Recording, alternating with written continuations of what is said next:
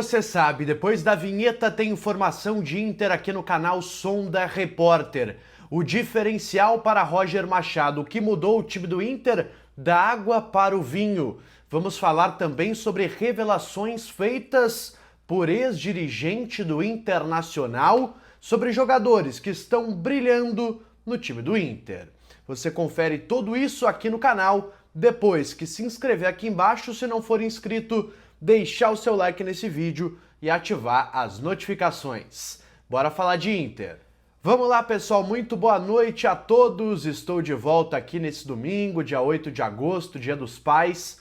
Quero aproveitar e mandar um abraço para o meu pai Gerson, que tá sempre na audiência aqui do canal. E um abraço também a todos os pais que me acompanham, a todos os filhos. Deem aquele abraço também nos seus pais. Bora começar esse vídeo falando de questões importantes do Internacional, que hoje até está de folga, não trabalha no CT Parque Gigante, mas tem uma grande notícia dentro de campo. Além do Ricardo Matias, que a gente já falou bastante aqui no canal, mas que vou trazer também um destaque na sequência, tem um cara que mudou o time do Inter nessa partida contra o Bragantino e já tinha sido uma peça surpreendente na partida contra o São Paulo. Eu tô falando do Alan Rodrigues, que é um jogador contratado recentemente pelo Inter, fez apenas a sua segunda partida e já, olha, acabou com o jogo, tá sendo muito elogiado pelo técnico Roger, pela comissão técnica, por todo mundo que eu converso dos bastidores. É um cara líder, muito dedicado, não é um cara de falar tanto assim nas entrevistas, é um cara mais introspectivo, mas tem uma liderança muito positiva e tecnicamente é um jogador que tem agregado também e muito ao time do Internacional. E eu quero destacar aqui, pessoal, uma resposta do Alan Rodrigues na zona mista lá do estádio do Bragantino após a vitória, ressaltando justamente esse momento de adaptação em meio a grandes jogos, ele já tendo que entrar nessa fogueira com o time sofrendo aí protestos, cobranças, mas também a perspectiva dele e o que ele espera dessa partida contra o Flamengo pela Copa Libertadores. Me sentí muy cómodo, tanto el partido anterior como este. Creo que en todo el plantel hay muy buenos jugadores, muy buena calidad. Creo que me van a hacer crecer muchísimo a mí, me van a hacer mejor jugador. Pero el partido de hoy creo que en líneas generales fue muy bueno y uno ayudamos a otros. Y más o menos con lo que se vio el partido de hoy, agregándole al equipo un poco más de intensidad, un poco más de ritmo en cuanto a las transiciones.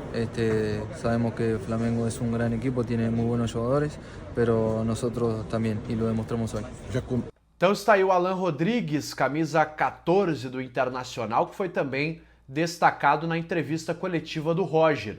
O Roger falou sobre esse jogador, disse que é um 8 muito dinâmico, que traz uma intensidade muito forte, ele mesmo chegou a usar essa expressão ao se definir, traz uma intensidade maior a esse meio-campo, que era o que o Inter estava precisando, né? A gente falava sobre o Bruno Henrique, até não é mau jogador, eu gosto do Bruno Henrique, mas intensidade mesmo ele não vinha conseguindo imprimir, até pela questão da idade, enfim, já é um jogador que está mais para o final da carreira do que para o início, não tem como negar isso, e é um jogador que também acho que rende melhor entrando durante a partida, ao longo do jogo, na segunda etapa. O Roger destacou, inclusive, que o Alan Rodrigues pode ser um bom auxiliar ao Alan Patrick.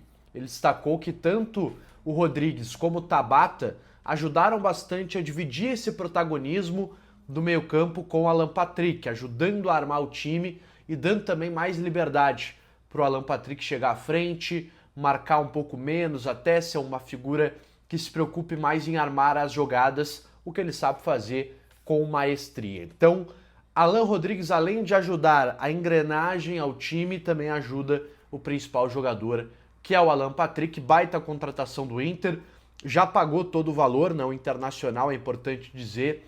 O Argentino Júnior não aceitou o parcelamento, aceitou apenas o pagamento à vista, que só foi possível por conta aí de um investidor que ajudou a ser o fiador do Inter nesta negociação, colocando dinheiro para que o Inter lhe pague na sequência. Então, Alan Rodrigues, grande destaque, será titular na quarta-feira no Maracanã.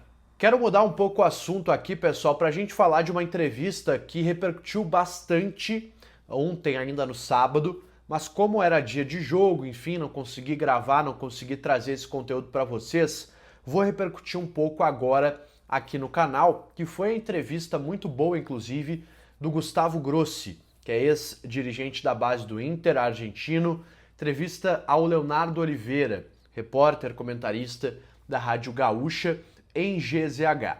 E essa entrevista, ela revela muitos pontos e muitas críticas até do Grossi ao trabalho de base do Internacional.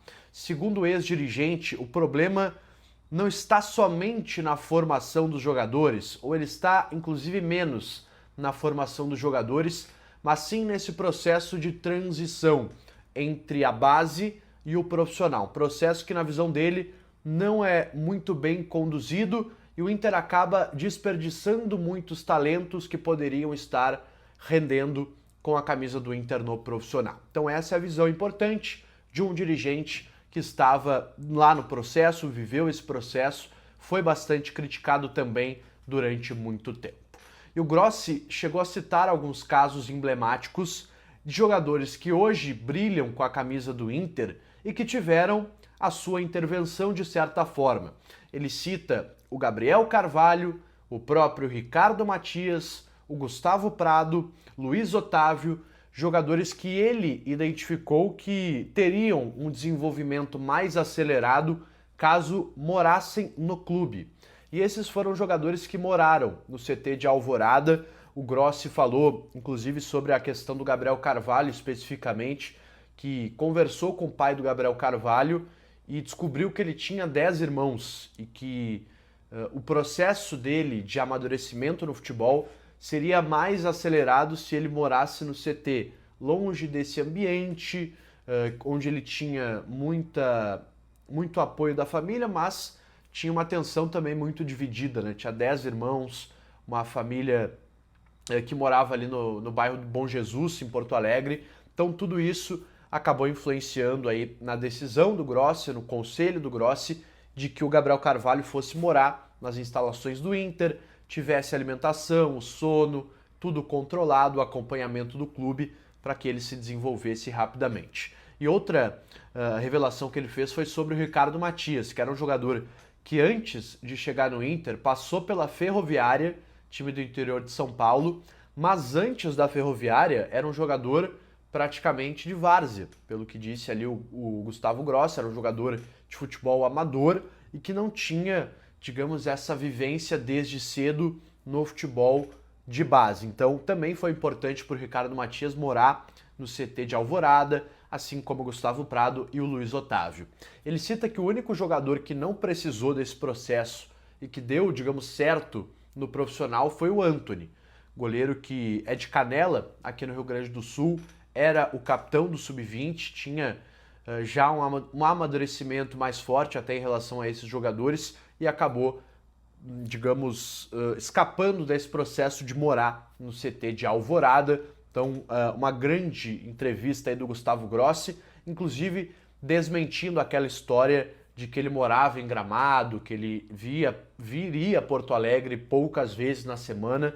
Ele disse que ficava até sábado à noite ou domingo, dependendo de quando fosse o último jogo da base do Inter, e só ia para Gramado, de fato, depois desse jogo, voltava já na segunda-feira. Então passava aí um tempo com a família, que morava assim na Serra, mas ele morava em Porto Alegre, tocando seu trabalho na base do Internacional.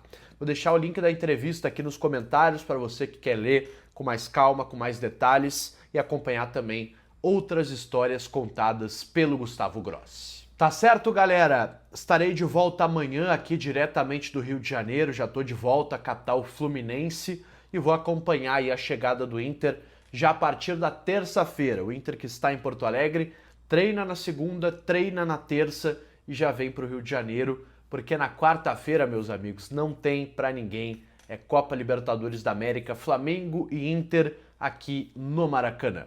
Um abraço a todos, peço para que você comente aqui embaixo a sua opinião, deixe seu like nesse vídeo, se inscreve se você não é inscrito, ativa o sininho das notificações e eu volto amanhã no próximo vídeo aqui do canal. Um abraço e até a próxima!